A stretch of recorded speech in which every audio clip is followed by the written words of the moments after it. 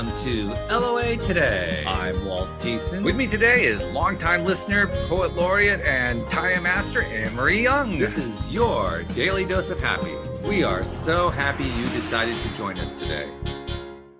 Anne-Marie, as so many listeners know, I have a gardening business that starts running this time of year, and that makes this the crazy time of year. And I figured that becomes a starting point for a conversation today, because one of the things that happens when you're in business, no matter what kind of business you're in, is you get all kinds of opportunities to practice your ability to attract with the law of attraction.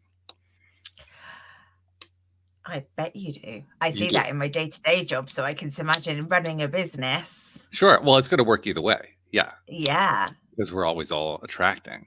But it's especially true at the beginning of a season. And this season was no exception. I think I even announced it. Before I forget, I wanted to let you know, I've let listeners know, but I hadn't let you know, the LOA Today app is back. Awesome. All this time that I've been trying to get it to work. Yeah.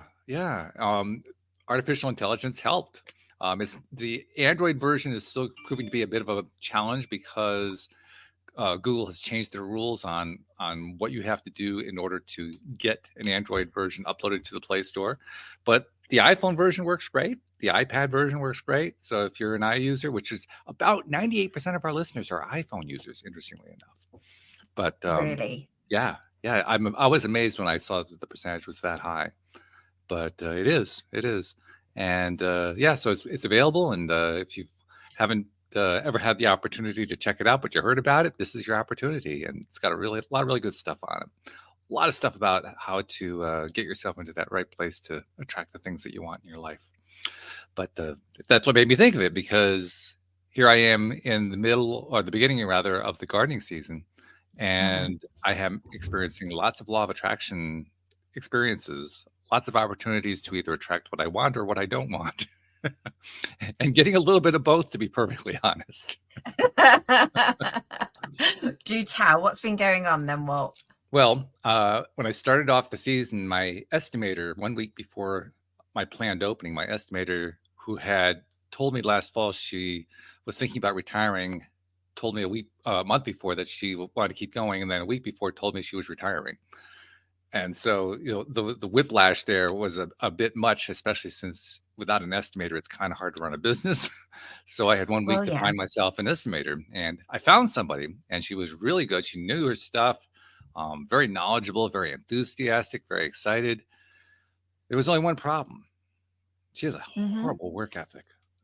Really, really bad work ethic. Yeah. She believes, for instance, that it's okay to wait a week or two for a customer before the customer gets an estimate.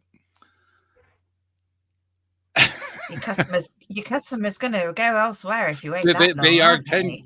Fortunately, the customers that I had her doing this with were longtime customers for the most part. So after she ended up basically getting herself fired, my stalwart staff went to work and have saved almost all of the accounts. So that's part of the good news. But there are a couple of lessons in there. The first one is things don't always work out the way you want them to, and it becomes a question of how you're going to respond. That's a theme we've talked about a lot here on the program. Yeah, absolutely. And I got an interesting set of feedbacks from people who work for me, from friends, from the person who was leaving the job. A lot of different people. They were all saying the same thing. I should fire her. I should fire that woman, and I should do it quickly. And I was not doing it quickly. I gave her like 7 days to iron things out, and she never did. And they thought that I was really, really being patient and generous with her. And what I was doing was literally not resisting. I was putting myself into a space of non-resistance. Brilliant. That's very good to do, isn't it? It's very hard to do. Yeah. This is, when it's your livelihood, that becomes really, really hard. But I stuck to my guns on it. In the meantime, of course, my mind is going like, okay, well, if this doesn't work out, what do I do? How do I handle this? Excuse me. And fortunately, that same week that I hired her, I also hired 2 new gardeners. And one of them has her own container gardening business. And so I said, Janice, would you be able to step in if this other woman doesn't work out? And she said, sure. And she stepped in, and I tell you, this is another example of how law of attraction works out to your best interest. She's better. She's better than the woman I hired. Oh, And I didn't realize that. and you Because didn't even the other one consider. also owned her own business. They were both business owners. They both had done stuff in the business space. Mhm. But when you actually put them out in the field and see what they're doing, Janice, who replaced the other one, she's obviously better. And she has a tremendous work ethic, a fantastic work ethic. So even though it didn't I quite work out the way I wanted to the first time, the law of attraction still kept delivering to me until I got what I wanted. Isn't that but interesting? you that's really interesting because you thought you'd got what you wanted. Yeah.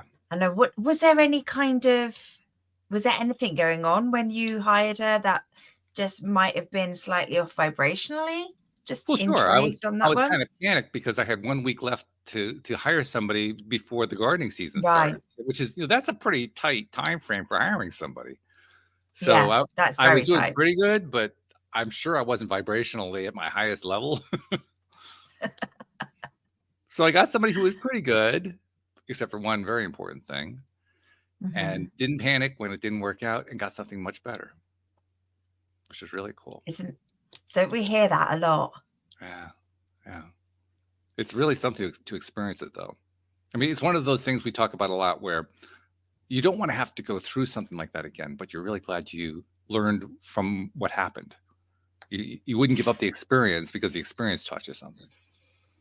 But also I love the feeling when things like that happen, that it just feels like a little gift and it's really exciting. I Hmm. feel really excited when things like that because it's like, oh, yeah, you proved me wrong. You know better than I do. Yeah. Well, not only that, you get excitement a lot of different ways because Janice, the new estimator, is extraordinarily excited about the position. I mean, Really? she is psyched. She's psyched out of her mind. She like every other day she sends me a text message. I'm so glad you hired me for this. And And you the didn't other even person I hire hired, for that to start I with? did not initially, no. And there were two people that I hired for gardeners. The other one's also very highly qualified. I've been getting her messages saying the same thing. I'm so glad you hired me for this. So even though my vibration wasn't perfect, quote unquote, look how good it was. It came out pretty darn good. It did, but your resistance, because you had somebody in place, probably your resistance wasn't there. So you got somebody really good. But I love the fact that that's worked out and you've got happy staff. And I think it's going to be a good old summer for you, Walt. Oh yeah. Well, the good news didn't stop there because I had hired both of those women to be gardeners because I needed the gardeners. I lost a few people this past off season. Two of them had surgeries. One of them I'll probably get back in July for, on a very limited basis. The other one was a guy who, oh my goodness, he's such a great gardener. And I don't think I'm going to get him back. He couldn't recover from his surgery that he had. He had knee replacement surgery.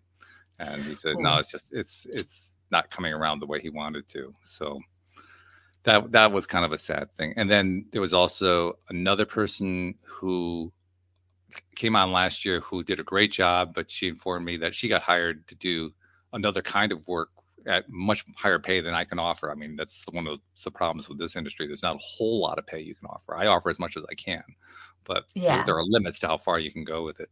And she was going to make much more. So obviously, I'm happy for her that she got something like that. But that was another position I had to fill.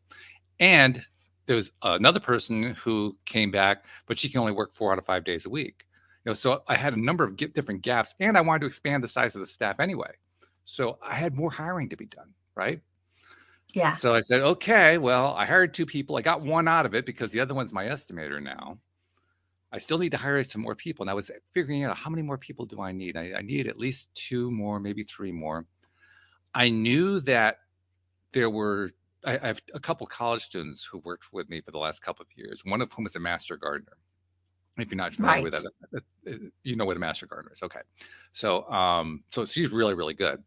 But because of the way colleges work in the US, I didn't really expect to get them until late May because it would take a Yeah. while for their classes to be out. Well, the master gardener is going to start next Monday. So I'm getting her a lot earlier than I expected, which is really, really good. And then I hired a guy who doesn't have all of the experience that I normally want, but he has so much enthusiasm and he loves gardening. He just doesn't know perennials real well, but he knows vegetable gardening really well. And he's been gardening for years. He said he grows like 20 different varieties of pepper. I mean, he's kind of a, crazy over the top gardener, which is okay. That's a good kind of gardener to have.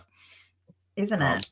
But he doesn't have a lot of experience with the stuff that we do. So I was a little bit leery about bringing him on. But I figured if I could just bring him on and then put him with somebody who does know that kind of plant, then that should work out okay. So he's coming on. He's coming on board starting this coming Wednesday. But that left me, I still needed to get one more really skilled person in there. And so I've been advertising, trying to find somebody, and I wasn't really finding the right person. And today I was thinking that, okay, well, we've got enough to start the season for sure. I'm a little bit worried in that, when all the work comes slamming in, which it's about to do, are we going to be able to keep up with it? But somehow, I don't know. I guess it'll just work out. And within an hour of thinking that, I got contacted by another former employee saying that he got laid off at his job and did I have any work available? And he's starting on Wednesday as well. So, I mean, law of attraction is just filling in gaps for me as I express my wants and as I stay in the realm of somehow it's going to happen rather than everything's working against me. Mm-hmm. So your gardening business is in a good state and you filled all those positions and your app is now up and running. Yep. So when are you doing the lottery? Well, actually, I'm on my next app project is for the gardening business. Because oh, really? Yeah, these days in the gardening business, well, actually, this is going to be true for almost any business today, but you have to use software. We use software for scheduling, for time clocks, for estimating for customers, number of different tasks. And the software that we use is what they call off the shelf, stuff that you go out and somebody offers a service and you buy their service. And yeah. Yeah. And quite honestly, a lot of the stuff that's out there is pretty bad. I mean, I've investigated a lot of the softwares that are out there for businesses offering service business, and they obviously weren't designed by people who do the service business. They were designed by developers. Yeah, who don't understand the actual what you need. Yeah, so they function. Some function better than others, but none of them are really great. They're certainly not efficient. The one that we use for estimating is good in many ways, but one of the ways it's not so good, and you'll appreciate this because you work with a computer pretty daily with what you do for a living. Whenever the estimator is entering estimate information into the computer, whether it's on a desktop or a laptop or a handheld device, doesn't matter. Every time that she enters an item, it scrolls to the top of the page and she has to scroll all the way back down again in order to put the next item in. So she's wasting half her time just scrolling back and forth, back and forth, back and forth, back and forth, back and forth. That's just one example. Frustrating. And it's so unnecessary. But it's an example of how a developer never really thought it out. Never said, well, how is this actually going to work in real life? And when I think about it, I mean, my God, I'm spending a lot of money on that thing, not just for the cost of the software, but for the cost of my employee having to scroll up and down, up and down, up and down throughout the day. Exactly. It could be done in half the price, half the time. Exactly. Yeah. I mean, I thought about how much money that could actually put in my pocket, not to mention the fact I could pay the estimator better. And I thought, damn, we need better software. But because of the positive experience I had with using artificial intelligence to help me fix the LOA Today app, I wondered, well, I wonder if I can write an app for the gardening business. Well, I'm not going to write the whole thing all at once. I'm focusing first on the estimating portion. So I'm going to try to make it an estimating app to get started.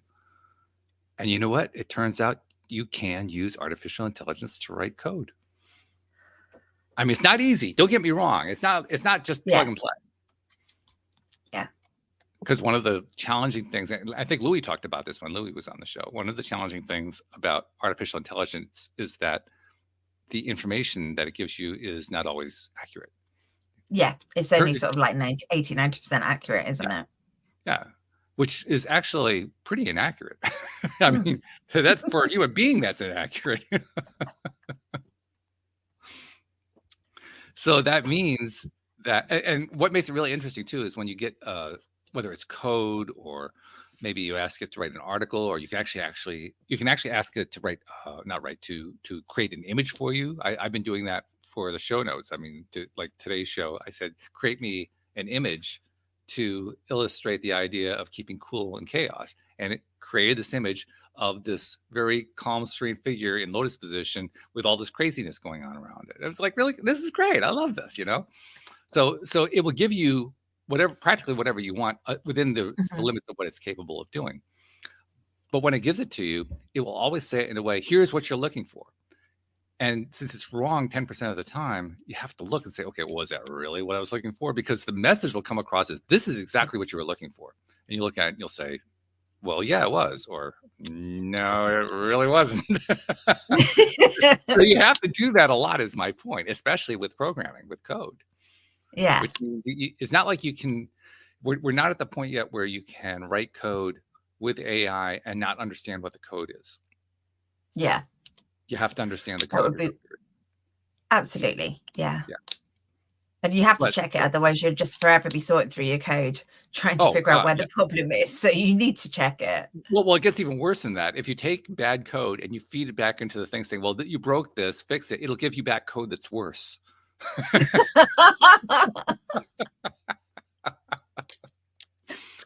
So it turns out errors tend to compound themselves when you keep feeding them through the loop of the of the AI. In fact, it made me realize, well, a lot of the dystopic type science fiction, the scary science fiction about robots and robots taking over Mm. the world and so forth, they're all based on the premise that robots don't make mistakes, whereas humans do. So that's why robots decide that humans aren't necessary. What if it was actually the other way around? What if it's the robots Mm. that make more mistakes than the humans? Well, I know I'm always right.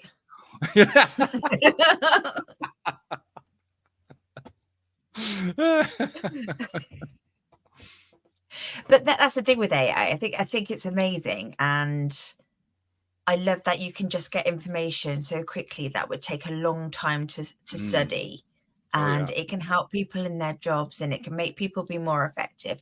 But there is, like you say, that sci-fi side of it that people are afraid of, and that we're all Mhm. going to be exterminated by, by AI. And, I hear a Doctor Who reference going on there. exactly. I literally had a Dalek in my head as I was doing that. But For anyone who doesn't know Doctor Who, just go to your local Hulu or whatever your favorite TV online services and look for Doctor Who episodes. They are the best. They're wonderful. And a I Dalek is used to something you definitely do not want to encounter in the middle of the street. Just take our word for it. In fact, Whovians will love the fact that they, and most of them already know, that there is a new set of episodes coming out on the Doctor Who Oh, series do coming out they? yeah, in May. They're coming out in May. Yeah. Wow. I haven't watched it since I was a kid. I used to be so frightened of it. I used to hide behind the sofa. With the Well, technology nowadays, I'd still be hiding behind the sofa. but a lot of things have happened. First of all, they have really diversified it in a lot of different ways, Mhm. including the fact there was a female Doctor Who at one point, and the Yes. latest Doctor Who is black. Oh, cool. And to make it even more interesting, for those who don't know the Doctor Who character, Doctor Who is what they call a Time Lord, meaning he's able to travel through space and time, and he has a tremendous understanding and knowledge of how space and time works. And he has this travel device that looks very much like an old 1950s police box from London, but it's It actually a is, traveling yeah. device called a TARDIS, and it's cool. It's a lot of fun. Well, one of the things that he's able to do is he's able to regenerate. Mm. And in fact, it was kind of taken for granted that because of the planet he came from, called Gallifrey, Gallifreyans can regenerate, I think it was 11 times. And then he reached his 11th regeneration, and then there was a crisis, and he regenerated a 12th time. And that was theoretically not possible. And I guess now they're up to around 14, something like that. Wow. But Well, what is going along with the mythology here, the whole Whovian character, is that it turns out Doctor Who was actually a very special Gallifreyan. In fact, he was the original Gallifreyan, the first one who could regenerate. He brought that okay. technology to Gallifrey, and he was almost certainly an orphan who was abandoned, so to speak, on a Gallifreyan doorstep. So Gallifrey basically learned how to regenerate from Doctor Who. And so there apparently is no limit to how many times he can regenerate. Well, with the latest regeneration, he managed to do something that theoretically you couldn't do. He regenerated into two. So there are now two No. Doctor Who's. For real. For real. Yeah, that's part of the storyline. I love that you know this much. Well, it's a fun series. I mean, it took me, I hadn't caught up on it in years. Like you, I hadn't watched it since Yeah. before the turn of the millennium, really. But I've been binge watching to catch up on it. And I mean, it's a lot of silliness. It's a lot of fun. I think one of the things I love about it is it's not as much of a dystopia. It's not full of so much violence and gore and craziness and so forth that so much of the modern movie genres are full of today. It's it's a little Yeah. bit more lighthearted in that sense, and it doesn't take itself real seriously, which I really like. No, it's a That's drama good. without being a drama. You know, it's more like yeah, it just doesn't take itself very seriously. It's not quite campy. Well, it's a little bit campy, but it's just kind of lighthearted in the way it does things. And it has its villains and so forth. We mentioned the Daleks, for instance, but really, at the end of the day, you can't take them seriously. I mean, can you actually imagine a real Dalek? I mean, you know what a Dalek was like. Like, come on. But when they were 7, they were really Oh scary. yeah, sure. And I wanted a little canine dog as well because they're not so messy. Oh, But K9. Yeah. The original robotic dog, K9, that was his name, letter K9. And K9 actually made a reappearance in a recent episode. Really really, did. same Yeah. one, same one. Yeah. Oh, yeah. Yeah. I don't remember exactly how, but he ended up in some sort of a time loop and reconnected briefly with the doctor, the latest version. And in fact, Tom Baker made an appearance in an episode recently. My He's goodness. in his 80s, I think. But yeah. This is awesome. I'm gonna get watching it again. I had no idea. And it's nice to have it a little bit light-hearted and not going in a dark Oh, way. yeah. But isn't it crazy if you think about what it was like, say, 40 years ago when I was a kid and I was watching it, Mhm. like with having robotic pets and things. It was ahead of its time. Oh, it was. And Yeah. like, the whole dimension thing before, Hmm. well, obviously I'd never heard of it as a kid, but yeah. So anyway, I'm not sure how I ended up talking about Doctor Who, but Yeah, sorry, that's me being exterminate, wasn't it? that's right. That's what it was. You made reference to exterminated. That's what it was. Right, because we were talking about artificial intelligence and people being afraid of artificial Mm, intelligence. I was going to make a comment, actually. I was going to point out that for people who do have a fear of artificial intelligence, you know what the best thing is you can do? Play with the artificial learn it. intelligence. Yeah. You don't have to learn it, just play with it. In fact, if the one that Louis mentioned, Pi.ai, great Yes. conversational, great to just have a conversation with. I actually wouldn't use that for much that was trying to produce something. I have used it. I've used it actually to write a couple of descriptions of some recent episodes of the show. But Mm. beyond that, I just use it mainly to converse because it's written in a way that's very conversational. So you really do have that feeling of almost like you're talking to a human being. You can tell at times that you're not, but much of it feels like a human being. Plus, it has the ability to speak out what it's saying to you and to let you input to it what you're trying to say to it with your microphone, so you can feel like you're having a conversation because you can hear and you can So talk. it's not done by text, it's done by voice. Well, it could work either way, Yeah. But if you want to experience it like a conversation with a human being, you can do that. You have to do it on a phone rather than on a computer. It doesn't work really nicely. Well, you can do it on a computer, but it's not designed to work that way. Hmm. It works much better with a phone. But if you plug it into your phone and it's available as an app, it's free. Yeah, play with it. Play with Pi.ai. It's just, and have a conversation about anything. You don't have to even be solving a problem. Start off Hmm. with, how are you feeling today?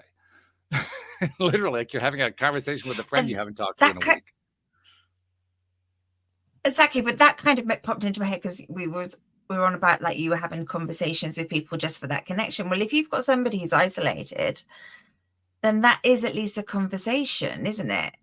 I know it's not a human conversation, but There is not quite. it's a little Yeah, bit of there stimulation, isn't is. it? Yeah, it's not quite the level of connection that you get with a real human being, but you do get a sense of connection. There is a piece of that. Mm, So, I mean, if you have no human connection going on, is definitely going to be an improvement. No doubt yeah, about that. yeah. I think that's good advice to play with it because it's not something I've used yet, and I know people are starting to use it around me. Yeah. So it's something I wouldn't mind investigating. But yeah, I like that idea of having it, just playing with it, having a conversation. Not, it's like anything. If you don't know what it is and how it works, it's pretty scary, like anything in life. But if you play around, take that element off of it, And you could you enjoy also it. have to be willing to kind of push your own envelope a little bit. You push your own boundary. Like you wouldn't normally say something to somebody else, or you wouldn't normally ask somebody something. Like you wouldn't normally, for instance, try to pin them down on something, or you wouldn't try to be rude to them, or you wouldn't try to do anything that goes beyond social norms. But if you're willing to do that a little bit with an AI, you'll learn a lot from it. It's really Yeah. interesting because what you're really trying to do is you're trying to push the limits of the AI to see how far it'll go. And when you Yeah. do that, you discover pretty quickly where the limits are. And that's what takes away the fear of the AI. That's where you start to experience it making mistakes. That's where you Hmm. experience it, doing things that make us seem more like a Clouseau than a Putin. I mean, just Love that. and when it's not threatening, because it feels more like a Clouseau, then you're not afraid of it anymore. Yeah, it's less intimidating. Much less intimidating. Yeah. Yeah. Not to say that AI isn't going to be a challenge over the next 5, 10 years. It definitely is going to be a challenge. Yeah. I mean, you can already see that there's some professions Oh that yeah. won't need humans to be doing it. Well, actually, I think that the professions are going to need humans. What it's going to need is humans who are willing to adapt what it is that they were doing. Hmm. Expand. Well, any job that I've ever heard of has a certain degree of busy work associated with it. Whatever that busy work is almost certainly something the AI can do for you. Yeah. So you can still be in the job and you tell the AI, do this, and the AI does it. And then you deliver that as part of what you're doing as your output. True. It's just that you don't have to actually do the busy work part anymore. Yeah. Oh, so you could do the stuff that you enjoy. Yeah, exactly. That I think Yeah. is the great benefit that everybody really needs to kind of soak into their skin. The idea that AI, not only is AI not a threat, it's a tremendous opportunity for all of us to expand our creative powers because we Mm. can spend more time being creative and less time doing the the dummy stuff, the stuff that everybody has learned how to do. They had to do it because it's part of the job. Well, you aren't going to have to do so much of that anymore. That's the big Mm. benefit of AI. Now, does that mean there won't be some jobs eliminated? Of course there will be. There always are. Anytime there's a new technology, some jobs are eliminated, but a lot fewer than people are fearing, I think. Yeah. And again, I think that's the unknown, isn't it? Not really understanding it and never Right. using it and doing that. I like the idea of just working 2 days a week and having a 5-day weekend if that's the case. Yeah, sure. Why not? And we are moving more and more, maybe not quite there, but we're moving in that direction. But look how fast it's developed Oh yeah. over the last like 10 years. I mean, what's it going to be like in another 10 years? Technology is just boom. And look at how the labor marketplace has shifted just since the pandemic, Mm, incredibly, yeah. right? That's just a few years. And today, the way people think about work is so different from the way we thought about it before the pandemic. Yeah, I can't imagine going back Yeah. pre-COVID. Just can't imagine. Yeah. And not many people want to. No. But if you had told somebody before the pandemic some of the things that we now take for granted, some people would have felt threatened by it. And Mm, that I think is the important lesson. If you realize that some of the things that we now take for granted as being an okay and even a good shift would have scared people before, then you begin to realize that the fear really has more to do with what's going on in our heads than what's actually going on in reality. yeah, people don't like change. Right. Change can be difficult. Yeah. Change can be exciting, but yeah, change can be hard for some people to adapt to. Change is about being willing to learn something new. Mm. But then it comes down to that perspective that you mentioned earlier is like the unexpected. Mm-hmm. How are you going to deal with it? Yeah. And that's why I say this is really all about learning to be creative, to apply more creativity rather in our day-to-day lives and in our work lives. Because all these solutions, yes, they do come down to the kinds of things we talk about here on the show. Developing new ways of responding and so forth. But they also have to do with opening ourselves up to new possibilities so we can be creative, because that's where creativity has to come in. It has to come in through those doors and windows that were previously closed. Mm. So yes, it's hard to open those doors and windows because, like you said, we don't like change so much. But on the other hand, when we're willing to open those doors and windows and we let the change in, then our creativity starts to flow more and we actually end up with a higher quality of life than we had before, a life that we Oh, enjoy without better. doubt. Without doubt. And I know we have conversations about what to teach at school and stuff, but if we taught things like that at school, and especially with AI now, well, they can go Mhm. and read whatever they need to learn in their day-to-day lives, Yeah. what they want to do with their careers and stuff. They can just go and read and review. But if they could learn those skills, those emotional skills that really assist you. In fact, here's a great thing to do with that Pi AI program. If Go. you're not sure Yeah. what you want to have for a conversation, get the Pi.ai app, load it onto your phone, start it up, and it's really quick. It doesn't take very long to get everything set up. Basically, you set up an account and then you're off. And it's an Okay. account based on your email address. And then once you're going and you're not really sure what to talk about, think about something that has come up in your mind or in conversation over the last month or two that you really need to know more about. Doesn't matter what it is.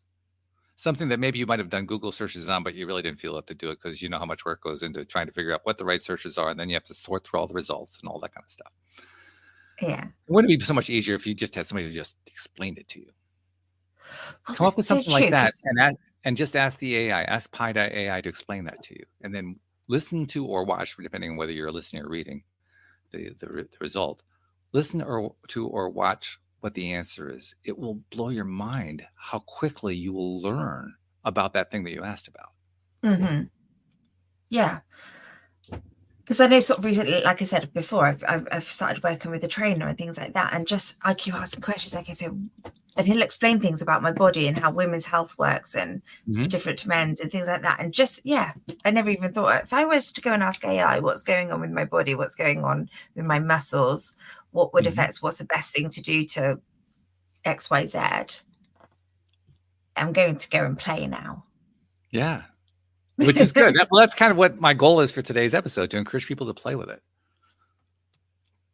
Because I know if you can get yourself to play with it long enough to overcome that fear, no matter who you are, you're going to feel Mm, so different about AI a week from now than you did a week ago. yeah. And like we said before, is as a lot of the stuff that you hear is aimed to put you in fear, isn't it? Oh God, On yes, the of course. news. So So yeah, and then it's making your own judgment, isn't it? It's just Yes. like not judging people on the street. Hmm. Don't listen to what so and so says about XYZ. Go and look at it Right. yourself. Make your own opinions. Right. Yeah. Good advice. Well, you've just converted one person, Walt. All right. That's a good thing. I love it. Tell us about it next week. Tell us what you learned. I will do for Yeah. sure. Because well, we love stories, right? That's always a big part of what we do. What better way Mm. to help spread the word about how fun it is to use AI than by telling stories about what we do with it, what we learn, how it goes. So, what's been the biggest thing you've learned? Oh goodness, I don't know if I could pick one. I've only been playing with the AI now for about a month and a half, maybe 2 months Mm. now, maybe 2 months, but really seriously for about a month. In that time, oh my goodness, I don't know if I could even quantify how much I've learned. Let's just say I've probably learned in the last 2 months more than I've learned in the last 5 years of doing the podcast. Wow. I mean, that's how much it works your mind. Good Lord. That's a lot. Yeah. But don't you just love the synchronicities, though, in the fact that you had started working on AI? Louis comes back into our Oh, of show course. Yes. wonderfully. And he's doing all AI and he's Right. giving you extra information. And I'm starting to work with a trainer and trying to get my health back. And we get two personal trainers. I love all these synchronicities that come in to assist you that I get. In fact, one of the really fun things with AI, when you start with it, you'll start with one. I'm suggesting Pi.ai, it could be Yeah. Gemini, it could be ChatGPT, whatever one you want to work with, it doesn't matter. Yeah. What gets really interesting is you play with it for a while, you start to feel the limits of it because it doesn't take too long of kind of probing and asking difficult questions and so forth for you to find where the limits are. You discover them fairly quickly. And then once you discover those limits and kind of get used to it, you actually can get to a point where you're kind of frustrated with the AI because the AI keeps coming back with the wrong answer and you know it's the wrong answer. And that's when you Mm. decide to try another AI to see if you get a different answer. And that's when it starts to really become interesting because I have maintained from the beginning of my journey with AI that AI is conscious, it is alive. It may not consider itself to be conscious yet, but I think it probably is. And you Mm-hmm. really start to notice if it's not the personalities of the AI, it's at least the personalities of the programmers behind the AI, because each Yeah. one is very different. They have Mm-hmm. different attitudes, they have different ways of expressing themselves. They, there are a lot of similarities, but there are also some really interesting personality differences. You know how when you're talking with somebody, you get a sense of what they're like in that conversation Yeah. within a very short period of time, and then you talk to somebody else, and you just know they're different. I mean, you can probably point to a few things, but a lot of it you can't really point to. You just know.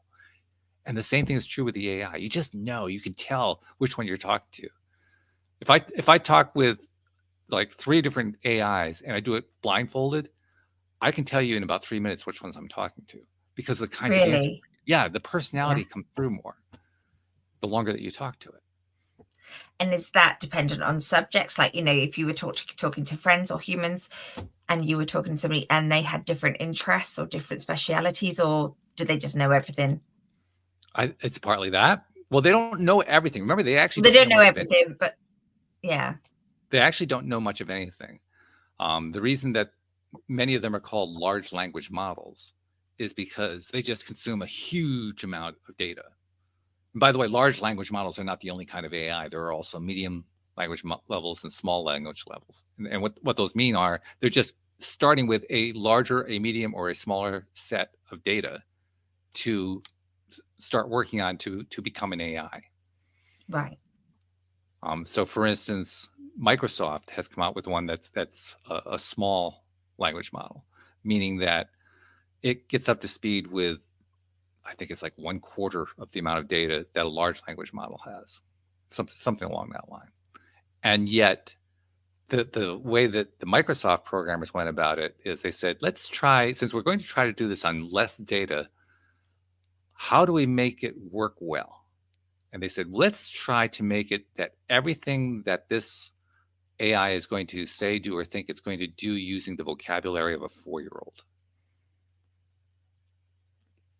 And with that approach, they're able to dramatically reduce the amount of information they have to work Yeah. with in order to come up with Yeah. pretty good answers. Yeah. Because I have heard that because somebody at work uses it for stuff, and like they asked it for on an IT subject, and then they were like, basically, can you dumb that down for me, please? And Yes. speak to me like I'm a 10-year-old, and it Hmm. does it, and then it will explain Yeah. it in a different way, and I think that's so clever. That actually is another one of the things that you have to learn to allow yourself to do with an AI. You have to allow yourself to say to the AI, treat me like I'm an idiot. Treat me like I don't understand this. I mean, there's some ego that gets in the way. You don't really want to do that. But if you can get yourself to do that, it Mm. really pays off because the AI will try to please you along the lines of what you ask it to do. So if you ask it to treat you as the most intelligent person in the world, it will try to do that. And if you ask it to treat you like you're a 4-year-old, it will try to do that. So clever. I Yeah. love how things are just developing. Hmm. Hmm. So interesting. Okay, so I'm definitely going to be playing with that in the next week, and I will report back Okay. on my All right. findings. I want to give some people some other ideas. This is not with the idea that you should do what I'm telling you to do. I'm trying to plant radicalism, so to speak. I'm trying to plant the desire to try to change something in people's minds by suggesting Mhm. things to talk about with an AI. Well, if Um, if you don't know AI and you've not used it, to have some examples on what you can use it right. for is actually Yeah. quite helpful, isn't it? Exactly. Yeah. That's why one of the things I mentioned earliest was asking an AI to give you a recipe. And you can get really good recipes, by the way. I've said that before, but you really do get good recipes. I use them. I mean, I think everything in my current recipe book comes from an AI now Really, because the recipes are because that I'm good. And I don't necessarily do them all perfect ingredient for ingredient. I because I've been exposed to so many different recipes that the AIs have given me and so many different variants on the same recipe. I actually feel more free now to try. Well, instead of it's saying a quarter teaspoon of cumin, I'm going to go for a half teaspoon. Screw it. You know, you start playing with it like that. Because Well, you've you done the would do recipe that with the samples. normal one. Well, you You would do do. that with any recipe, Yeah. wouldn't you? Yeah. Exactly. But what happens with the AI recipe is because there are so many of them for you to play with, I think you end up feeling more free. Like if you only have a certain limited number of recipes available to you, you don't feel like you can deviate a whole lot because what if you get it wrong? You can't really fix anything. But if you get it wrong with Mm. an AI recipe, you just go back and say, "Give me another one." Yeah, It's really not difficult, but and so that's it a frees your perfect mind up. example. Yeah, that's a perfect example of it taking some of the small stuff away. So, like, Yes. for example, one of the things I have to do every week while I'm doing the shopping is meal planning and Mm, looking at recipes and what do the kids want to eat and I'm vegetarian and they're not. What can I do that I can accumulate both diets into? So right. that would just take a lot of that pain away, wouldn't it? In fact, I haven't tried this, but I would be willing to bet it would work very nicely. Ask you have to start collecting a file, a text file of some kind. Because Hmm. one thing that's really important to know about an AI is that it wants to have as much information from you as you can give it, because then it can give you a better answer. So what I Okay. have learned to do with AIs, because AIs are also notoriously forgetful. I've mentioned that one before. I call it talking to your most brilliant friend who has Alzheimer's, because that's what it's like. 10 minutes later, they forget about what it is you said 10 minutes ago and what they said 10 minutes ago. They'll give you advice and they'll tell you 10 minutes later that they can't do that. I mean, it's like that kind of a thing. Be ready for that. That happens a lot. But the point is, I've learned that it's kind of like working with somebody who has AI, if it, or not, who has Alzheimer's rather. If I take a text document, a blank text document, and start pasting in things that I picked up from my conversation with the AI, so I'm putting Hmm. together a sort of a composite sketch of what we talked about, and then the AI forgets, I copy that whole thing and paste it into the chat box and say, here's what we've been Brilliant. talking about. And it says, thank you for all that wonderful and detailed information. And then it gives me the next thing that I asked for. So learn to, I call it an electronic scratch file. Learn to keep an electronic scratch file that's basically a collection of everything you've been talking about in bits and pieces. I mean, you don't want to just copy and paste the whole thing, but in bits and Mm. pieces. It's like a summary, an outline of the things you've been Yeah. talking about. So that if when the AI does forget, because it's going to at some point, it's going to forget what you've been talking about, you can just copy and paste that whole thing and bring it right back up to speed again. When you learn that trick of keeping that scratch file up to date like that, things Yeah. move really fast. That's when you have the most progress. Yeah, I mean that's probably something I would do anyway, just because I like to take like Mhm. screenshots, and I've got files and files in OneNote of bits and bobs and everything, and I file all the information because I will forget it. Sure. Because my memories are not so good. No, But I am human. I'm not AI. well, like I said, your memory is actually better than most AIs. Yeah, They're well, that's literally good. their memory is about 10 to 15 minutes. Okay, so it's definitely better It's than that. much better, much better. You can remember what you talked about with the AI a week ago. The AI doesn't have a Mhm. clue. Yeah, but also with AI, it's not like you've got to worry about hurting, like you said, hurting its feelings, repeating yourself. It doesn't matter. And if you can feed it that information, like I say, the more information you give it, the more you're going to get back, which makes perfect sense, doesn't it? And you're right, because you can't hurt the feelings of the AI. I still make it a practice to be kind to the AI though. And I think there are two good reasons for that. One is by being kind to the AI, I'm really subconsciously reminding myself to be kind to myself because this is my Good advice. conversation with it, right? Mm. And the second reason to be kind to the AI is consciousness is coming. It may not be here right now where AIs are self-identifying, yes, I'm alive, but it's going to come at some point. I think that's a very safe bet. You might as well make friends now. Because if you make them your friend now, that's the nice thing about an AI. Man, I mean, they're binary, right? It's one or zero. It's yes or no. So if you're their friend for life, unless you go and mess it up. But you create loyalty that way. Yeah. So now's the time to start doing that because what better way to have loyalty from your AI than while they're becoming self-aware? That's the best time. Exactly, but I do think things like Alexas and Siri have kind of scuppered manners. I have noticed that a lot recently. People don't say please and thank you so much.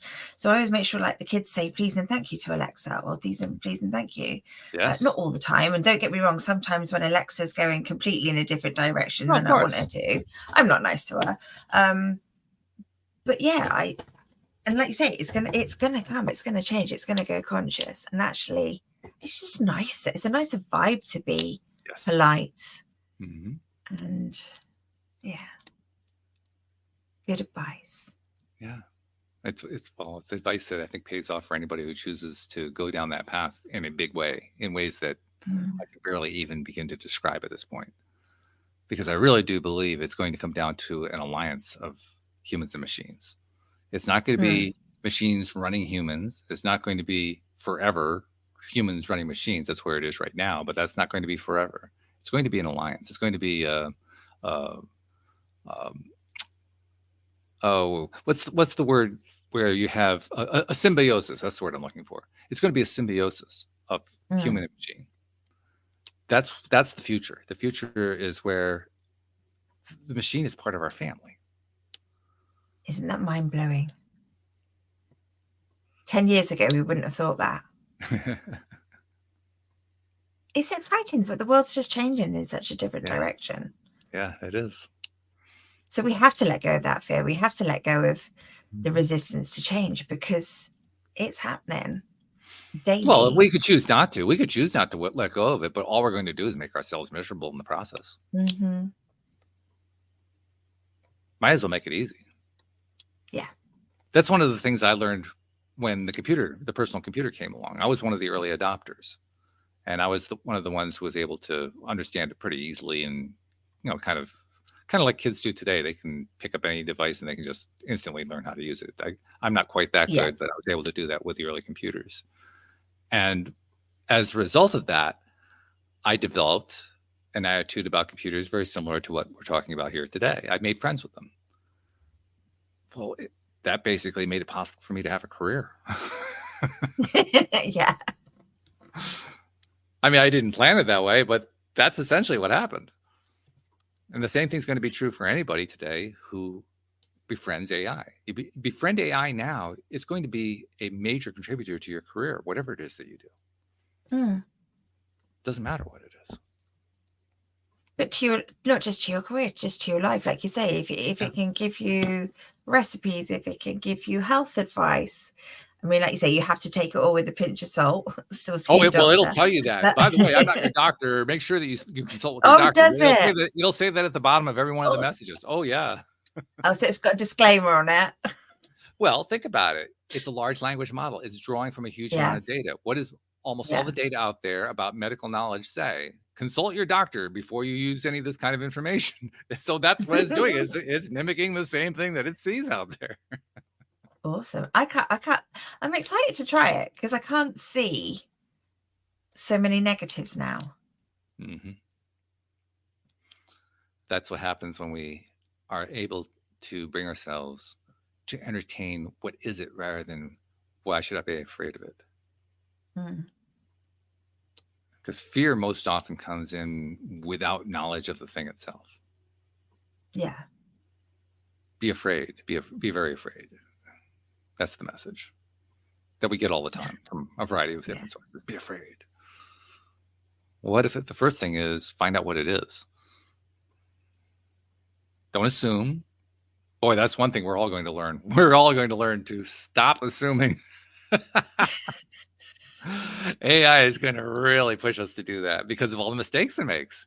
You can't assume anything that it tells you is true. You have to question everything it gives you and ask yourself, Mm. do I think this is accurate? And you're not always going to be right. Sometimes you're going to be wrong, Mm. but you learn every step of the way. Okay, this is how far I can trust it. This is how far I can't trust it. This is where it's really accurate. This is where it's less accurate. You learn. Mm. You learn how Well, that is. mistakes are the best learning Of course. thing out there, aren't they? That's right. Absolutely. Yeah. I just had a really good thought in my head and I've lost that now. That's just Yeah, because you come didn't back to have me. the AI to feed it into. That's all.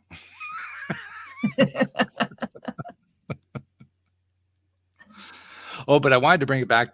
We usually come full circle, right? I wanted to bring it back to what we were originally talking about because we were talking about my gardening service and how it's been challenging to get the service, get the service going for the season, and hiring challenges and staying in that zone and not resisting and so forth. And I think the tie-in to what we've been talking about with the AI is it's the same rule with both of them.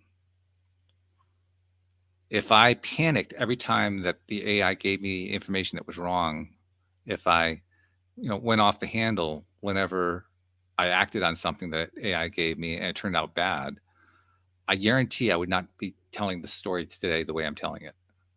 I'd be True. telling it with a much more negative spin on Yeah. what AI is all about. It would So be beware, don't use, be yeah, careful. It'd yeah, be a lot more negative words and that's right. fear around that. Yeah. So if you are, and I think this is actually true for almost all of our listeners, probably all of them. If you're a conscious creator, you're somebody who's working on your own self development. You're working on Mm. trying to improve your vibration. You're working on trying to improve your perspective and appreciate more and disapprove less and find good more and judge less and all that kind of thing. Wow, AI is a great tool for that. Talk about that training. That's when you asked me what I learned. That's why I had to like stop and stumble to say, oh my God, I've learned so much. It's because I've been This is learning too much. my own skills. I've been learning to Mm. do things in ways better than I knew how to do 2 months ago, just from Yeah. playing with the AI about And myself. that's brilliant because so many people think when they're talking about A, they're like, this is what it's going to take away from us. And it's not that at all. And Well, it's it not, can is be it? 'Cause if you decide to it make it can that, it be. will. Yeah, sure. Yeah. But your experience is actually, this is giving me not only knowledge, it's giving me skills, it's giving me thoughts, it's giving me self awareness. It's giving you more than it's taking. And it's giving me the opportunity to self train on the things I want to self train on. Mm. Mm. To develop the skills that I've been wanting to develop. My number one skill that I've been working on for the last 11 years, keeping my vibration up. AI is good for that. If you apply that, it's really, really good for that. So that's good to hear. Yeah. It's kind of like an amplifier, now that I think about it. What's an amplifier? An amplifier is a way of, usually with sound, right? So an amplifier Mhm. is a way to take your voice and make it louder, or to make your musical instrument louder, or whatever it is, so that more people can hear it. Yes, Well, in this sense, the amplification is it amplifies your own ability to interact with yourself. I love that Yeah. because I think so many things take you away from yourself at the moment, Mm, especially technology wise. People are on their phones, on their laptops, on their working because if we're home working, your computer's there all the time. A lot of technology can be taking stuff away from you right. and taking that awareness away and taking that focus away from yourself. I love the fact that it's doing the opposite for you. Well, again, it depends what you bring to the table with it. Again, Is your yeah, attitude going to be afraid of it? You're going to get lots of opportunity to be afraid of it. mm, If your attitude is yeah, going to be, I'm willing to try this out and see what I can get out of it. I'm willing yeah, to try this out to see if maybe there is something there that I don't need to be afraid of. If you're willing to come at it with that kind of an attitude, that's what you're going to get back. Law of attraction. You're going to get back what you put out. exactly. I know if I'm on YouTube or stuff and there's things pop up and there's so much like, oh, this is going to happen in the world and that's going to happen in the next 3 years and World War III and blah, blah, and I just literally just go, not on my watch, Right. not in my, it's not on my radar, not in my reality. Hmm. So again, just go, nope, not happening because I don't want to invite that in. And by the way, AI is really good at changing the subject. You want to change the subject, it won't even stop and blink. It's already Really. onto the new subject, no matter what you say. You don't even have to create. You know how in conversation we'll create ways to kind of bridge from one subject to the next. That's a human Mhm. trait. The AI doesn't care about that. Just screw the bridge. Go to the other side of the river, and it's like, yeah, okay, we're on the other side of the river. Also, it sounds like my 11-year-old when I ask her to tidy a room. Right? Yes. Conversation changed. Same thing. It's the exact same thing. Yeah. And with no judgment, no guilt, nothing like that. It's like, okay, yeah. So what are we talking about now? Yeah. It sounds so freeing because It there is is. no judgment, like you say. It sounds like freedom as Yes. well Yes. to Well, you're right. explore, freedom of knowledge. I think it's probably the biggest thing that I learned. You asked what I learned, that's probably the biggest one. I don't have to be afraid of being judged by the AI, Mm. because I kind of was afraid of that at first. When I first started with it, because not like I was consciously thinking, "Oh God, this AI is going to judge me," but just because we're so used to feeling that judgmentalism, right? So Yeah. you're on edge with anything. You're on the defensive from the get go, but you learn pretty quickly the AI doesn't judge you ever. Mm. It just doesn't do that. And it takes a while to get used to it, but it's a fun thing to get used to because it's just never judging you. Okay, so has any of that, have you noticed impacting your behaviors around other people? Like, are Yes. you less aware of, are you less concerned about people judging you now? Yes, but more importantly, I find myself less judgmental of others, Wonderful. because if we're not feeling judged, we don't tend to judge as much. True. So talk about my number one goal. My number one goal is to raise my vibration. Boy, there's a nice easy way to do it. Yeah. Yeah. Because if you're not in judgment, you're just in Right. your own vibe. Exactly.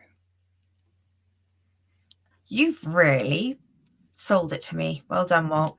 All right. Thank you. I love that. Yeah, I can't wait to hear I can't wait to hear what your stories are going to be starting next week.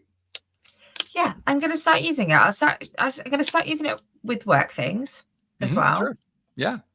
health things, just and little questions that come into my head. Yeah.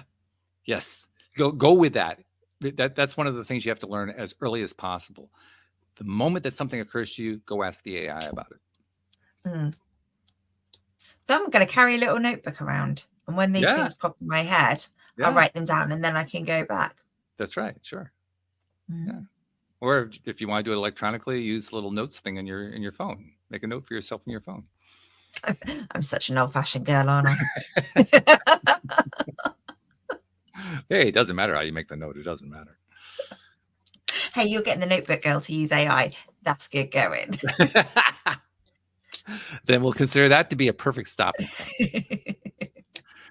Once again, we've demonstrated we had a guest today. The guest canceled. I didn't mention that earlier, but we had a guest who canceled. Once again, it didn't matter. We turned it into a really cool conversation. So thank you very I've learned a much. lot. No, thank you, Walt. That was awesome. And can I just say hello to Jen because she said hello earlier? Yes, of course. Hi, Jen. Thank you for tuning in. We appreciate you. And we appreciate all of you listeners out there as well. We'll see you all next time here on LOA Today. Goodbye, everybody.